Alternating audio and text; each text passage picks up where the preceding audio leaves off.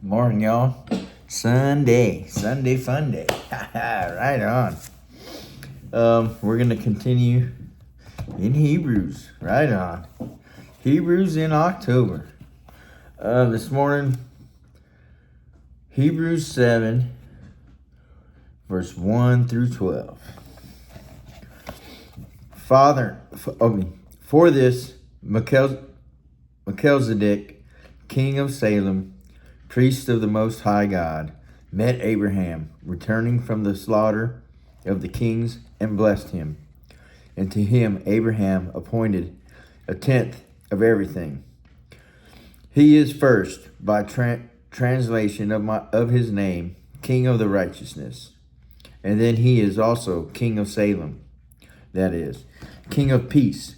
He is without father or mother or genealogy, having neither being of days nor end of life, but resembling the Son of God. He continues a priest forever. See how great this man was, to whom Abraham the patriarch gave a tenth of his spoils.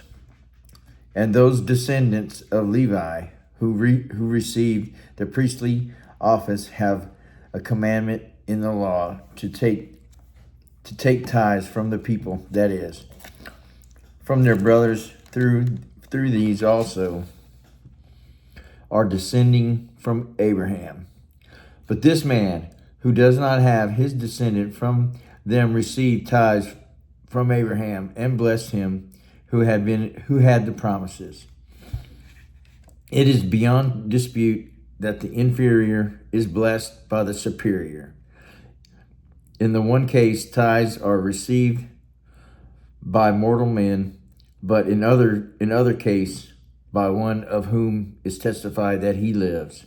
One might even say that Levi himself, who received tithes, paid tithes through Abraham, for he was still in the loins of his ancestor when Melchizedek met him.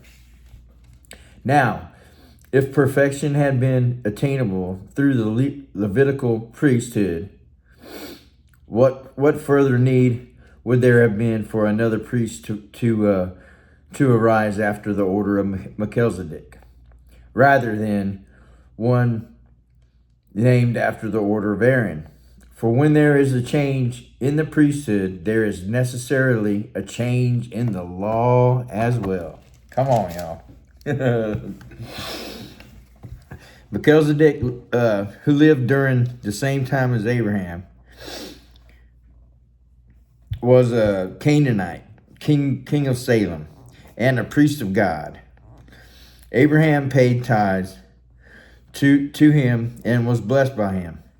The author of Hebrews considered Melchizedek to be a type, a prophetic symbol, or representative of Jesus Christ, in that he fulfilled the unique dual role of both priest and king. In the Israeli community of the Old Testament, these two roles were to be kept separate and distinct. But in Jesus, the roles were combined, because he is the ultimate and the highest and supreme priest and king. Come on. Christ's priesthood is after the order of Melchizedek, meaning that Christ is both before and greater than Abraham, Levi, and the Levitical priests.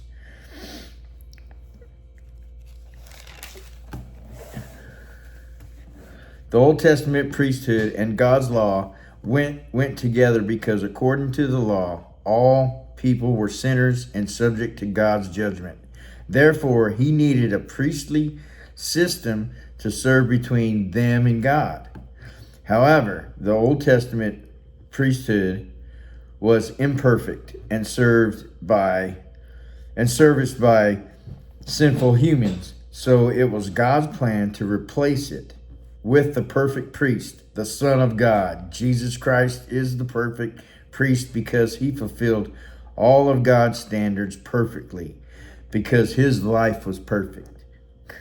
The sacrifice he made in giving his life to pay the penalties of our offenses against God only had to be made once. His sacrifice was complete and sufficient to cover all sin. Christ now lives forever, serving as our eternal priest with his Father in heaven. He is able to save completely and forever all who come to God through him. Come on, man. Amen. Right on. That's powerful. Hope y'all have a blessed day. Sunday, man. Hope you have a great time with your family and friends. Love one another. Tell somebody about Jesus, man. Y'all have a blessed day.